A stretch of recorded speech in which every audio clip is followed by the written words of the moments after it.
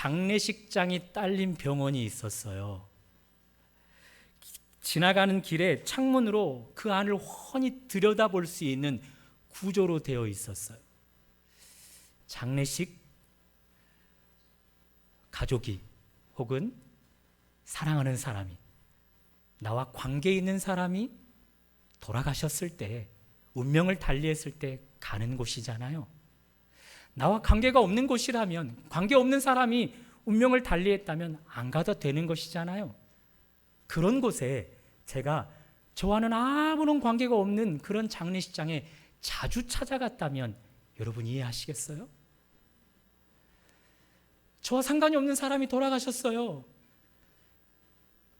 미처 들어가지는 못하고 그 창문 밖에서 우두커니 서서 그곳을 들여다보는 거예요. 그것도 지칠 대로 지친, 이곳저곳을 배회하다가 지쳐버린 그 모습으로 말입니다. 유족들도 보이고 영정사진도 보이고 술을 먹는 사람, 애곡하는 사람, 화투를 치는 사람도 보여요. 그들을 한눈으로 다 스캔하고 저의 시선은 영정사진에 고정이 됩니다. 저의 이런 행동 어떻게 이해하시겠어요? 계속해서 멈추지 못하는 죄악, 반복되어 넘어지는 죄. 정신 차리지 않으면 나도 저 운명을 달리한 자처럼 될 것이 뻔한데 정신 차리기 위해서 그런 곳에 가는 거예요.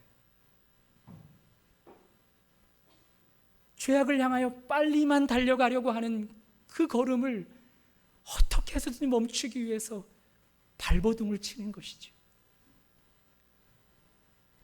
전도서 7장에 이런 말씀이 있습니다. 초상집에 가는 것이 잔치집을 가는 것보다 나으니 모든 사람의 끝이 이와 같이 됨이라. 살아있는 자는 이것을 그의 마음에 둘지어다. 초상집에 자주 가서 인생의 모든 끝이 그와 같음을 확인하랍니다. 그리고 아직 살아있는 자는 그것을 마음에 두랍니다.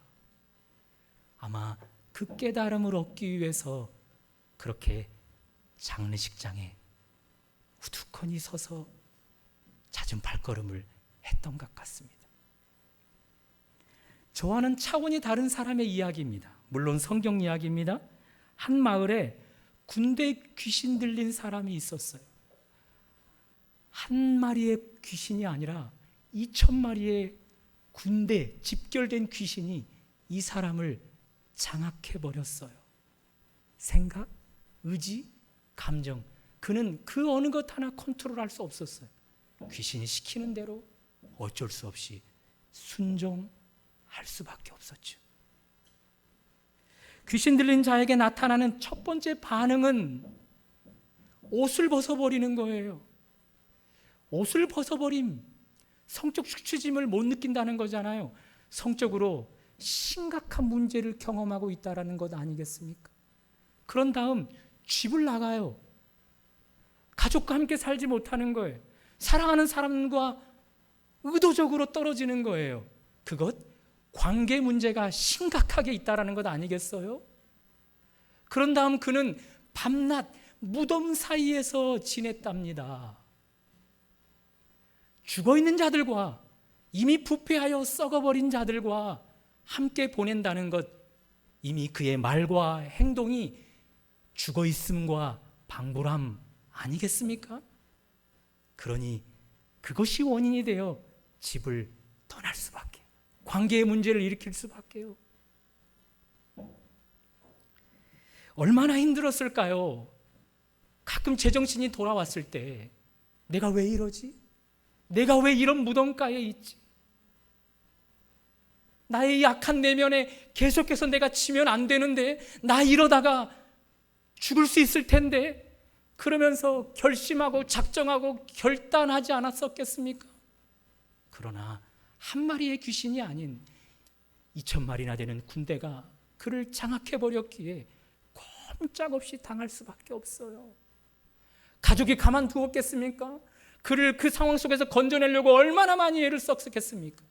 그를 아는 지인들이, 그를 소중히 여기는 사람들이 얼마나 그에게 많은 손을 펼쳤겠습니까? 도움의 손길을. 그러나 귀신의 장악력, 그것을 그 어느 누구도 막아줄 수 없는 거예요. 저의 청년 때의 이야기, 멈추지 못하는 이 죄, 그것을 어떻게 해서라도 끊어내버리고자 발버둥 치는 저의 그 이야기가 여러분에게는 전혀 관계되지 않는 이야기인가요? 귀신 들린, 군대에 귀신 들린 이 사람의 이야기, 성적인 심각한 문제를 갖고 사랑하는 가족과 그 누구와도와 소통이 안 돼요. 불통이 돼요. 관계 문제가 심각한 이 사람의 이야기, 무덤가에 보내면서 이미 말이, 행동이 죽어 있는 자와 방불함, 그런 그의 이야기가 여러분과는 전혀 상관이 없는 이야기이십니까? 아니면 과거의 여러분의 이야기이며 현재 최근에 내가 경험하고 있는 이야기이십니까? 왜 우리는 이렇게 약할까요? 왜 우리는 이렇게 내면의 이 악에게 계속해서 패배지는 걸까요? 성경은 우리에게 이야기합니다. 죄 때문에 그렇다고. 죄 때문에 그렇다고. 특별히 죄의 특징 때문에 그렇습니다.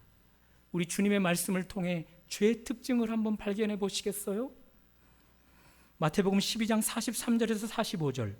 더러운 귀신이 사람에게서 나갔을 때에 물 없는 곳을 다니며 쉬기를 구하되 얻지 못하고 내가 나온 내 집으로 돌아가리라 하고 와보니 그 집이 비고 소재되고 술이 되었거늘 이에 가서 저보다 더 악한 귀신 7을 데리고 들어가서 거하니 그 사람의 나중 형편이 전보다 더욱 심하게 되니라. 이 악한 세대가 또한 이렇게 되리라.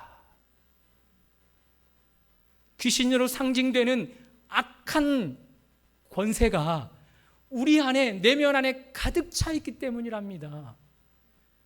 때로는 정신을 차리고 내가 이러면 안 되지, 내가 내 내면의 악에게 계속해서 져서는 안 되지 결단할 때 내 마음이 소재되고 깨끗이 비어 청소되는 듯 하지만 언제든지 그 악은 또다시 그보다 더 악한 것들을 내 안에 데리고 들어와 거처로, 집으로 삼아 이전보다 더 흉한 모습으로 살아가게 하는 죄의 특징 때문에 우리는 죄에게, 악에게 계속해서 지게 된다는 것이죠.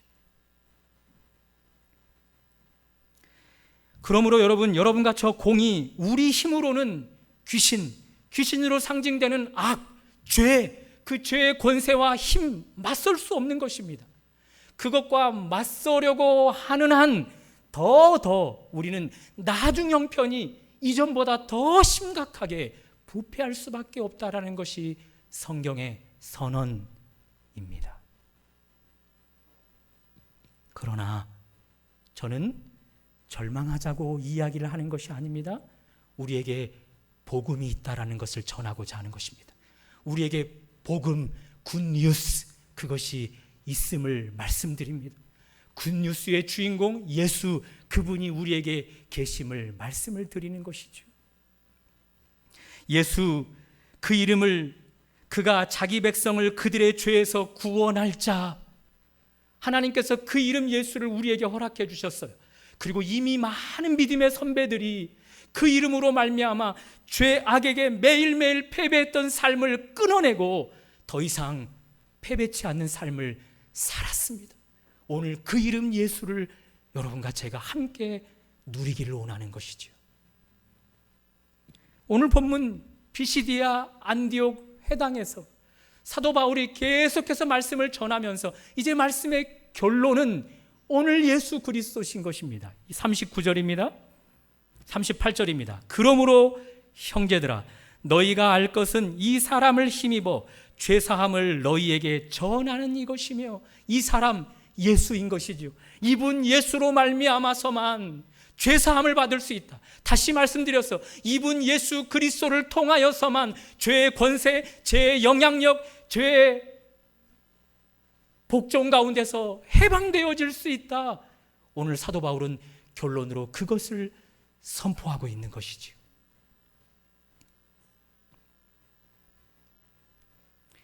저는 이곳에서 예수님을 모르는 사람들에게 예수님을 전하는 것 아닙니다. 예수님을 잘 믿는 저를 포함한 여러분들에게 전하고 있는 것입니다. 누구를요? 예수를요. 신앙면에서는 타의 추종을 부러워했을 것 같은 바울, 오늘 본문의 설교자예요. 그가 신앙생활을 하면 할수록 내면에 큰 갈등을 느꼈습니다. 그 갈등을 한번 들어보시겠습니까? 로마서 7장 18절 이하입니다. 내 속, 곧 내 육신에 선한 것이 거하지 아니하는 줄을 아노니 원함은 내게 있으나 선을 행하는 것은 없노라.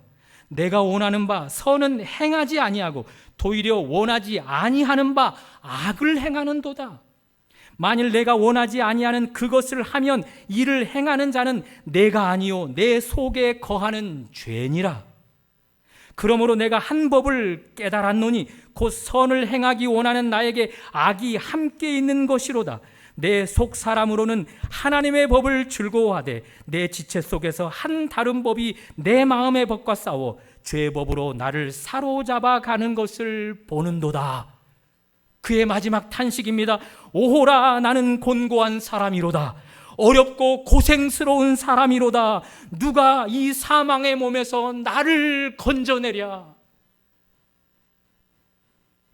신앙면에서 타의 추종을 부러워할 만한 사도 바울도 신앙생활하면서 매일매일의 경험 속에 그의 내면의 악한 악을 경험하는 겁니다. 선을 행하지 못하게 하고 도리어 악을 행하게 하는, 악을 끊어내지 못하게 하는, 악의 장악력 가운데 꼼짝없이 패배당하는 자신을 매일매일 경험하는 것입니다. 바울의 경험이 여러분의 것 아니십니까? 바울의 경험이 저의 경험 맞습니다. 여러분의 최근의 경험은 아니십니까? 그런 분들에게 바울의 희망의 선포를 선포합니다. 우리 주 예수 그리스도로 말미암아 하나님께 감사하노라. 그리스도 예수 안에 있는 생명의 성령의 법이 죄와 사망의 법에서 나를 해방하였음이라. 복음 예수 그리스도, 아들을 낳으리니 그 이름을 예수라 하라. 이는 자기 백성을 그들의 죄에서 구원할 자이심이라. 그 아들 예수 그리스도로 말미암아 사도 바울 역시도 죄의 영향력 가운데서 해방되어지는 것입니다. 사도 바울조차도 예수 안에 있는 생명의 성령의 법, 그것 때문에 죄와 사망의 법에서 벗어나게 되어지는 것입니다. 하물며 그보다 믿음이 한참 더 연약한 여러분과 저는요, 예수 아니고서, 예수 그리스도 아니고서 어찌 이 죄와 사망의 법에서 해방될 수 있겠습니까?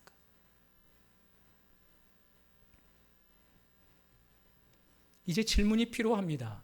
예수?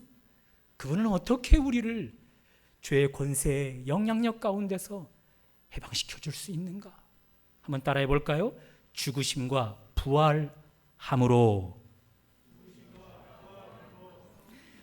바울은 예수 그리스도를 먼저 소개하기 전 예수님으로 말미암아 죄의 영향력에서 벗어난다라는 마지막 결론에 이르기 전 먼저 28절에서 30절까지 그분의 죽으심, 그분의 부활하심을 이야기하셨어요.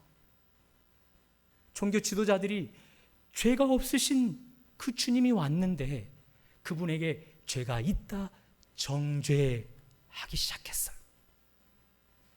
자신의 손에 피를 묻히기가 뭐해서 파송된, 로마에서 파견된 총독 빌라도에게 십자가에 못 박아달라 했어요. 그래서 우리 주님이 십자가에 못 박혀 죽으셨어요. 이런 악을 우리 하나님은 선으로 바꾸셨다. 지난주에 말씀을 드렸잖아요. 종교 지도자들이 죄 없는 예수 그리스도를 십자가에 못 박아 버렸는데, 그것으로 우리 주님이 죽으셨는데 하나님은 그것을 선으로 바꾸어서 그분의 죽음이 여러분과 저의 죄의 권세에서 해방시키는 기회로 삼으셨다라는 것입니다. 그리고 죽으신 지 사흘째 되는 날 그분은 일으키심을 받으셨어요. 부활하셨어요. 왜 이 예수님의 죽음과 부활이 죄의 영향력 가운데서 우리를 해방시키냐는 것입니다. 답은 성경에서 찾아야 돼요. 우리가 지금 오늘 읽고 있는 본문은 신약 성경의 사도행전이에요. 뒤로 한참을 넘어가면 구약 성경이 있어요. 구약 성경에는 하나님이 제정하신 제사법이 있습니다. 누구든지 죄를 지어요. 모든 사람이 죄를 범하였다. 성경은 이야기하잖아요. 누구든지 죄를 지어 죄의 영향력 아래 살아가요. 그런 자들 가운데 죄의 영향력에서 벗어나고 싶은 자들은요, 제사를 드리는 그 제사를 주도하는 제사장에게 흠없는 어린 양 한 마리를 끌고 갑니다. 그러면 제사장이 죄인에게, 죄의 영향력에서 벗어나고 싶어하는 사람에게 한 손을 얹고 그가 끌고 온 어린 양, 흠없는 어린 양에게 한 손을 얹어요. 이 순간 죄인의 죄가, 죄의 힘이 이 흠없는 어린 양에게 흘러가요.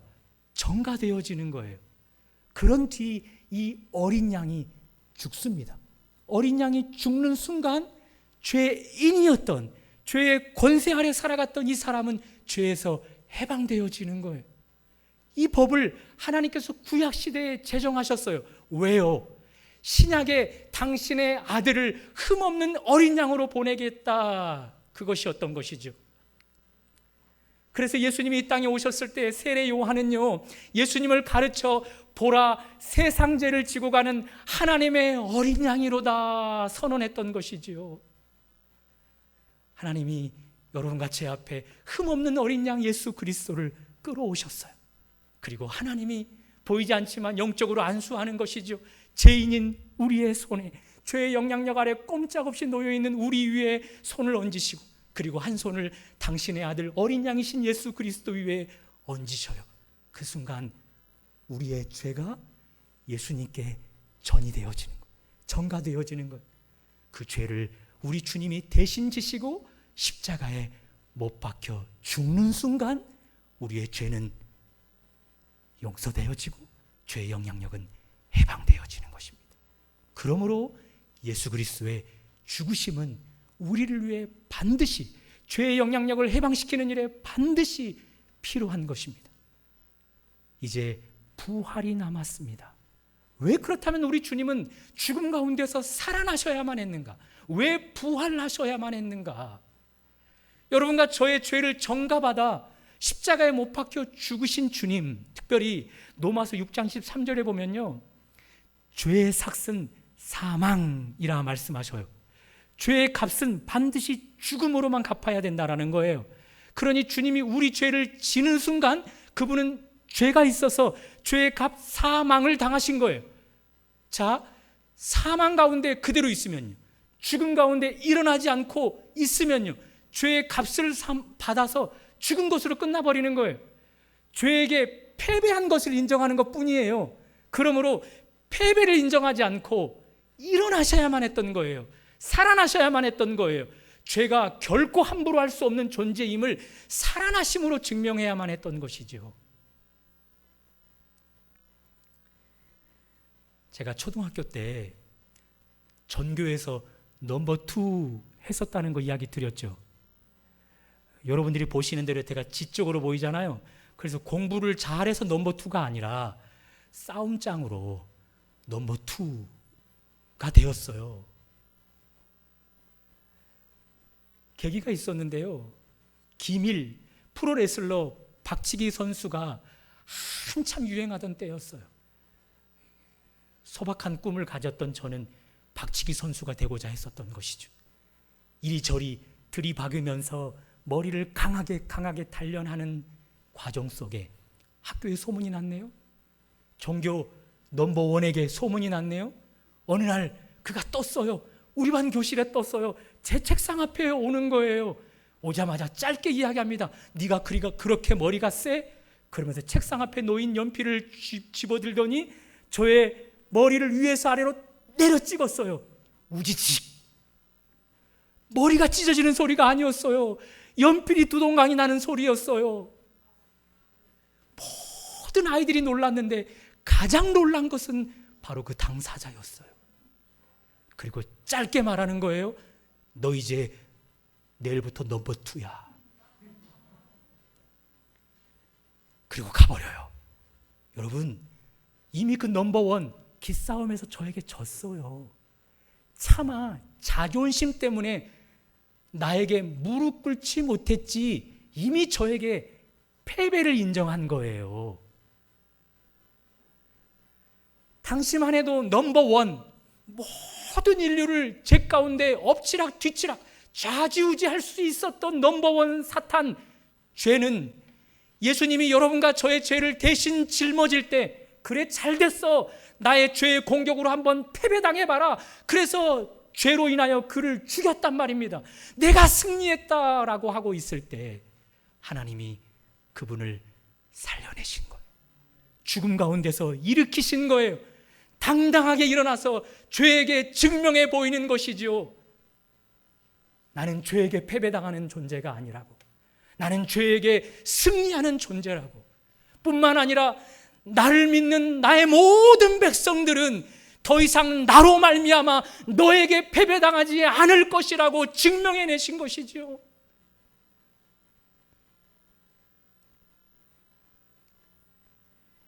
그 주님을 믿으면 그 주님의 죽음과 그 주님의 부활하신 사건이 나를 위함임을 믿으면 더 이상의 죄악의 공격들이 우리에게 무색하게 되는 것입니다. 더 이상 영향력을 행사할 수 없는 것입니다. 비로소 그때 죄의 권세, 죄의 영향력에서 해방되는 것입니다. 물론 넘어지고 또 실패할 수 있지만 그때도 예수 그리스도의 십자가, 예수 그리스도의 죽음과 부활을 내가 선포하며 나아간다면 어둠의 영은 언제 그랬냐는 듯이 우리에게서 패배를 인정하고 달아나게 되는 것이죠. 앞에서 말씀드렸던 군대 귀신 들린 자, 성적으로 문란했어요. 아주 심각한 문제를 가진 자였어요. 가족과도, 사랑하는 사람들과도, 누구와도 소통이 아닌 불통이 되어서 모든 사람들과 단절되어야만 했었어요. 아울러 그는 밤낮으로 무덤가에서 죽은 시신들과 함께 살아가면서 나는 죽었다, 그렇게 인정하며 살아가던 자였어요. 그에게 예수님이 찾아오셨어요. 그가 주님을 만났어요. 주님을 만나 회복되어지는데 회복의 순서를 보셔야 돼요. 그가 먼저 옷을 갖춰 입습니다. 옷을 갖춰 입어요. 성적 수치심을 느끼기 시작한다라는 거죠. 성적인 심각한 문제가 누구로 말미암아 해결되었다라는 거예요? 예수로 말미암아 해결되었다라는 거지요. 그리고 예수님 앞에 무릎을 꿇고요, 그 이후로 그는 동네로 들어가서 그가 만난 예수를 계속해서 증거하는 증인의 삶을 살아갑니다. 동네로 들어갔다라는 것은 그의 거주지 집으로 들어갔다라는 거잖아요. 소통이 안 됐던 가족과 소통이 되기 시작했다라는 거잖아요. 타인들과 소통이 되기 시작했다라는 거잖아요. 아울러 하나님과 소통이 되기 시작했다라는 거잖아요. 예수 그리스도로 말미암아 불통이었던 자가 너무나 건강한 삶을 살아가게 되었다라는 거죠. 누구 때문에요? 예수 그리스도 때문에요. 죄의 영향력 아래 꼼짝없이 속수무책으로 당해야만 했던 그가 예수 그리스도를 만나는 순간 더 이상 죄의 영향력을 다 깨뜨려버리고 무색하게 만들어서 건강한 삶을 살아가게 되는 것입니다.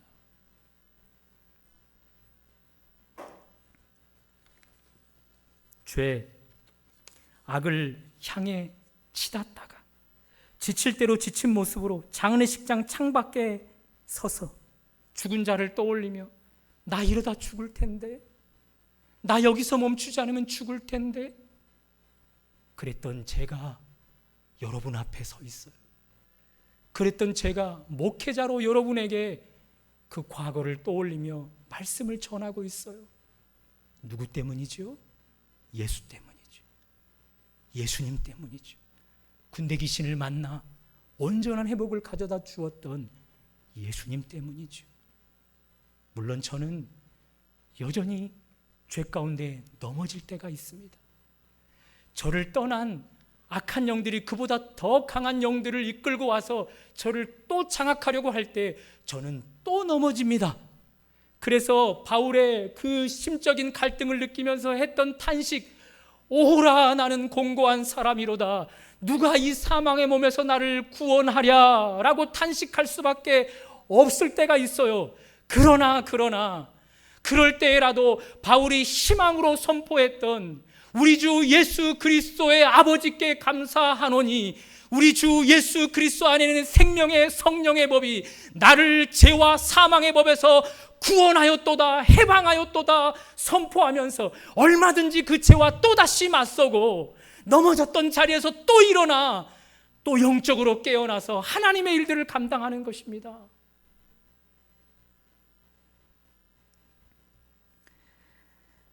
(38절) 그러므로 형제들아 너희가 알 것은 이 사람을 힘입어 죄사함을 너희에게 전하는 이것이라.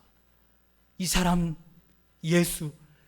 예수를 힘입어서만 죄사함, 죄의 영향력, 죄의 권세 아래서 해방될 수 있음을 사도 바울이 2000년 전 회당에서 선포하였던 것처럼 2000년 이후 이제 오늘 제가 이곳에서 말씀을 듣는 여러분에게 선포합니다. 예수 그리스도 그분을 힘입음으로만 죄사함과 죄의 영향력 안에서 벗어날 수 있음을 믿으시기 바랍니다. 39절을 보십시오. 또 모세의 율법으로 너희가 의롭다 하심을 얻지 못하던 모든 일에도 이 사람을 힘입어 믿는 자마다 의롭다 하심을 얻는 이것이라. 저는 이것이 이렇게 보입니다. 이 요절이 죄 없음, 의롭다는 죄 없다라는 뜻이거든요. 죄 없음, 죄의 영향력 가운데 해방되기 위해서 추구했던 여러 가지 아닌 모든 일들이 다 허사였지만, 다시 한번 말씀드립니다. 죄의 영향력, 죄 없음, 그것을 얻기 위해 끊임없이 추구했던 모든 일들이 허사였건만 한 분 예수 그리스도 그분을 힘입어서만 그것이 허사가 되지 않고 내게 비로소 열매를 맺는다. 저는 이렇게 이 39절이 보여집니다. 사랑하는 여러분, 얼마나 많은 사람들이 예수 그리스도께 나아가 죄사함을 받으려고 하기보다 헛된 것들을 추구하는지 아십니까? 어떤 사람은 일에 미쳐요. 그래서 일중독이 되어져요. 죄의 권세에서 그렇게 해서라도 벗어나고자 하는 거예요. 어떤 사람은 공부에 미쳐요. 어떤 사람은 미에 미쳐요. 어떤 사람은요 돈에 미치고요. 어떤 사람은 관계에 미치고요. 어떤 사람은 종교, 교회에 열심을 내는 일로 미쳐버려요. 그렇게 해서라도 죄의 영향력 가운데서 벗어나고자 발버둥을 치는 것이지요. 그러나 예수 그리스도 외에는요 그 모든 추구하는 것들이 헛될 수밖에요. 그것들을 추구하는 한 더 악한 것들이 일곱을 데려와서 우리를 장악해버리게 되는 거예요.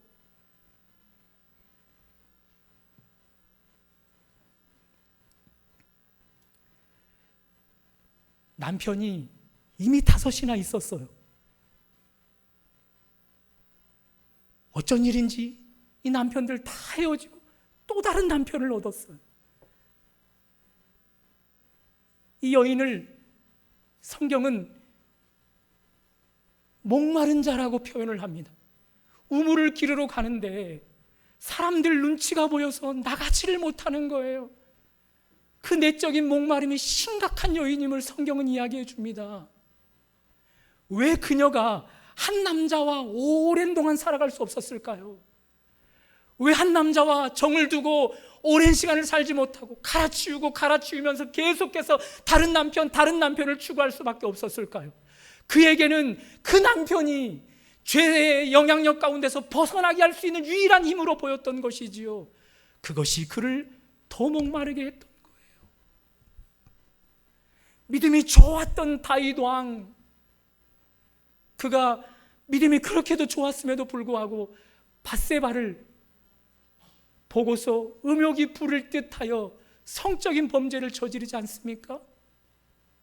그런 다윗, 그 죄 가운데서 해방되기 위해서 여러 가지 왕의 자리에서 추구하지 않았겠어요? 왕의 자리에서 그 죄의 권세 아래서 영향에서 벗어나기 위해서 온갖 것들을 다 찾아보지 않았겠어요? 그러나 모든 것이 헛되었어요. 결국 눈물로 침상을 적시며 그는 구원을 노래하기 시작합니다.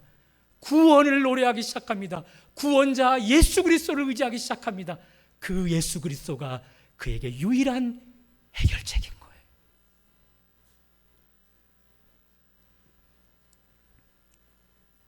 군대 귀신에게 경험되었던 과거의 이야기가 성적인 문제로, 관계 가운데의 문제로, 말이나 행동 가운데서 이미 죽은 자와 방불한 그의 이야기가 나의 이야기가 맞다면, 저의 과거의 이야기, 죽은 자 앞에 서서라도 나 이러다가는 죽을 수밖에 없을 텐데 그것을 자각해서라도 어떻게 해서든지 죄악을 향하여 빠른 발걸음을 멈추려고 했었던 그 이야기가 여러분의 이야기가 맞다면 다른 방법 없습니다. 오직 예수 그리스도, 그분만이 우리에게 유일한 답이십니다. 목마름으로 갈증으로 경험하였던 그 사마리아 여인이 만났던 예수, 오늘 그분을 여러분에게 소개합니다. 그분을 만나십시오. 침상을 눈물로 적셨던 다윗이 추구했던 구원자 예수, 그분을 만나셔서 더 이상 죄의 영향력 가운데 살아가지 않고 오직 예수, 오직 예수, 오직 예수, 그분을 외쳐 부르며 이제는 죄의 영향력 가운데서 해방을 선언하는 삶이 되시기를 주님의 이름으로 축원합니다.